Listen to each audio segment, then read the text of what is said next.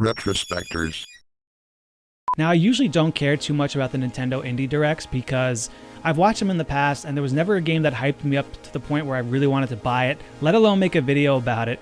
And I could think of 3 franchises that are returning from the dead, and I just cannot wait for these games. And there's going to be timestamps in the description so you could go straight to the game you want to hear about. Let's go. I remember when my brother showed me Fez in 2012. I immediately fell in love with that game. I got it on Xbox 360, and as you can see, I'm on my Xbox One right now, and I don't see Fez anywhere. I see Fallout 3, Fable Heroes, I see other Xbox 360 games, but not Fez, and it's a real shame that they'd never made it backwards compatible, so it kind of faded into obscurity in a way. I mean, I kind of just forgot about it. So now, it's coming on Nintendo Switch, which is fine. But, you know, it's been 9 years. I mean, we really should have gotten a sequel here. But, you know, I'm still going to get it on Switch. It's $15 on Switch, which is, I think, $5 less. I think it was a $20 game back in the day. So at least it's cheaper. But, and I'm going to play this game and I'm going to beat it. And I'm going to love it. I'm going to re-experience the game because it has been a long time. But man, why couldn't they make Fez 2? And maybe like afterwards, you know what I'm willing to bet? I bet if this Fez game sells well, they'll make Fez 2.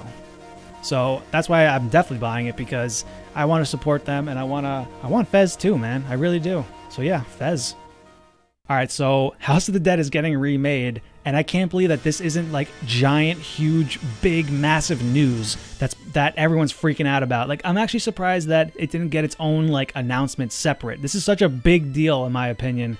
I can't believe they kind of did it dirty a little bit in that direct. It was just not a lot of exposure. They showed it, but it wasn't a big deal. They didn't really make a big deal about it. It's almost like they trivialized it. That's kind of lame, but I'm willing to guarantee that we're going to be seeing House of the Dead 2 and 3 if this game sells well. So, I mean, when it comes out on Switch, obviously I'm buying it because I want it, but I got to buy it because I really got to support them. But I remember House of the Dead in the arcades when I was a kid, and I was such a big fan of House of the Dead that when I first started getting into retro gaming back in like the early 2000s, that I actually bought a Sega Saturn in 2007. And I have 2 of these, 2 light guns with House of the Dead. House of the Dead was really expensive in 2007. It's even more expensive now, so I had to burn a copy of it. But it's the same game and it works. I mean, House of the Dead 1, though, don't get me wrong. House of the Dead 1 is a really hard game. I think it's by far the hardest House of the Dead, at least the consoles version. I remember I was able to get farther in House of the Dead in the arcade than I was on the Saturn version. I don't know if it's just because it was a port and they just couldn't quite get it right or something, but I remember there's a boss, the gargoyle boss, can never ever beat him on the Saturn version. Even with 2 light guns and 1 in each hand, I can't do it. So yeah, House of the Dead, getting that on launch, and I think it's a good idea on Switch because I think we can do something with the light gun, right? The light gun functionality with the point and click. I don't know. I mean, we'll see how it goes, but no matter what, I'm buying it because I got to support them. All right, let's talk about Olli Olli 2. I remember seeing this game for the first time at my friend's house in like 2015. He had it on PlayStation 4, and at the time it was an exclusive.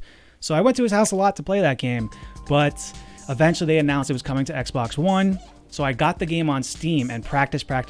Team 17, by the way, that company's responsible for Worms. That's when you know you're in good company. But anyway, I practiced. When it came out, XL Edition, I played it for like about 2 weeks, just playing it a lot, like 4 hours a day for 2 weeks. And I got first place on every single level in the leaderboards. 2 years go by, I double check, and I'm still first place for like at least 95% of the levels. I'm still in first place. And now it's like another 2 years have gone by. This game's been out for quite some time. And as you can see, like, I am nowhere near number 1, but I'm always at least in the top 5, even after all these years. I mean, I really, after, like, I set all these scores 4 years ago, it must have been at this point. More than that, it's 2021 now, man. This might have been 5 years ago. Damn, time flies. But anyway, there was this one level right here that I practiced super hard for because I actually, okay.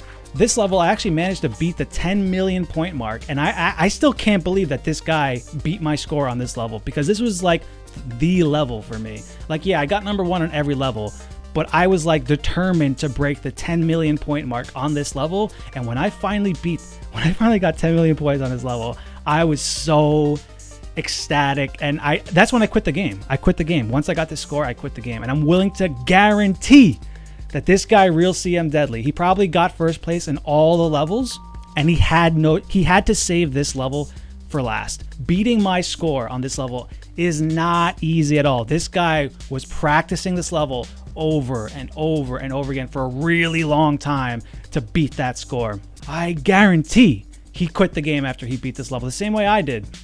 Because once you get first place in all the levels, I mean, there's really not much left to do. But still, man, that's crazy. That's crazy they did this. But Olli Olli World, man, when that game comes out on Switch, I'm going to try my hardest to be number one in at least most of the levels. I'll probably pick that one level that I focus on, and I go all out practicing all the time, because I'm just going to want to be in first place on that level forever. Still kind of upset about this a little bit, but I'm not going to relearn the game. I actually tried playing this game for like 5 minutes, and I got to relearn the whole game, and I don't want to do that. I don't want to get into that grind again. So he won. He got me. He did it.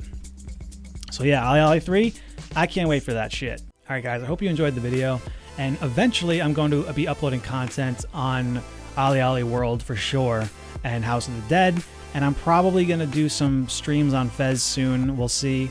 But stick around. I mean, I'm telling you, man, Olli Olli World, I'm by far the most excited for that game. And I'm a little disappointed we're not getting Fez 2, but I'm still going to buy Fez, and I'm still going to beat it.